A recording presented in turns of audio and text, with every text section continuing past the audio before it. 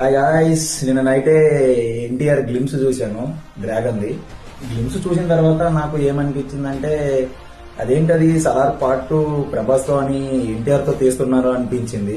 చూస్తే రెండు సేమ్ అలానే అనిపిస్తున్నాయి. Same BGM, same background, everything. దాంట్లో శృతి హాసన్ ఇంగ్లీష్ మీడియం స్కూల్లో చదువుకుంది అనుకుంటే, దీంట్లో హీరోయిన్ తెలుగు మీడియం చదువుకున్నట్టుంది. నాకు తెలిసి ఎన్టీఆర్కి ఇది పెద్ద వర్కౌట్ అయ్యట్లేదు. ఆ గెటప్ చూస్తుంటే ఆ వార్ 2లో ఉన్న గెటప్ ని చూసినట్టే ఉంది. అసలు ఎన్టీఆర్కి ఏం సెట్ కాలేదు. సో నేను అనేది ఏంటంటే ప్రశాంత్ నీల్తో సినిమా తీయడం కరెక్ట్ కాదు. ఎందుకంటే ఆయన యాక్టింగ్ పీక్ లెవెల్ ఉంటుంది. ఈ సినిమాలో ఏదో తేడా కొట్టేటట్టే ఉంది. మళ్ళీ నేను చెప్పాలనుకుంటుంది ఏంటంటే ప్రశాంత్ నీల్తో యాక్టింగ్ రాని వాళ్ళు ఇంత గడ్డలు పెంచుకొని, మీసప్ పెంచుకొని, బాడీ పెంచుకొని చేస్తే వాళ్ళకు వర్కౌట్ అవుద్ది. యాక్టింగ్ ఎక్సలెంట్ చేసే ఎన్టీఆర్ అన్న ఎందుకు ఈ సినిమా ఒప్పుకుని నాకు అర్థం కాలేదు.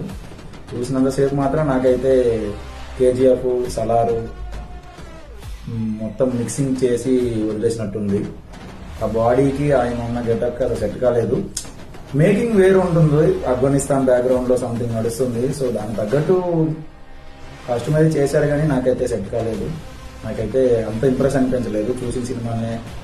ప్రీవియస్ గా అట్లీ సినిమా అంటే ఓకే, 4-5 స్టోరీలను కలిపేసి సినిమాని కలిపేసి చేశారు అనిపించిందో, సేమ్ అలానే ఇప్పుడు నీళ్ళు ఈ సినిమా ఈ గేమ్స్ చూస్తే నాకు అలానే అనిపించింది. నాకు తెలిసినంత వరకు ఇది మహా అంటే ఫైట్లు, బీజిఎం డిఫరెంట్ ఉండొచ్చు, కానీ ఆ మేకింగ్ అదంతా సేమే ఉంటుంది. సో నాకు యాజ్ ఎ ఎన్టీఆర్ ఫ్యాన్ గా అయితే డిసప్పాయింటెడ్.